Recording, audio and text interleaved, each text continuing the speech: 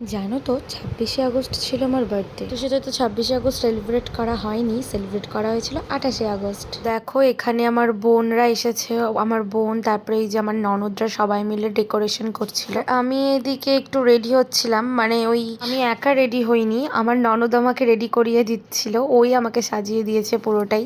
এই যে এটা আমার বার্থডে ড্রেস, এটা আমাকে আমার বর গিফট করেছে। আর আমি রেডি সেডি হয়ে কয়েকটা রিলসও বানিয়ে নিলাম আর কয়েকটা ছবিও তুলে নিলাম।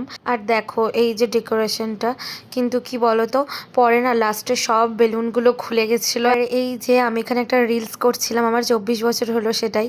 আর দেখো এখানে সবাই একসাথে এবার কেক কাটবো আমি। আর জানো তো এবারকার বার্থডেটা না আমার জন্য খুব স্পেশাল ছিল। কেন স্পেশাল ছিল সেটা না হয় আমি তোমাদেরকে অন্য কোনো একটা ব্লগে বলবো। আর এই দেখো এই কেকটাও আমার জন্য অর্ডার করেছিল, কেকটা না খুব সুন্দর হয়েছে, আমার তো খুবই পছন্দ হয়েছে কেকটা। তো আবার সবাই রিলস বানাচ্ছিলাম আরো একটা, আর এইদিকে এই যে রান্না বান্না হচ্ছে।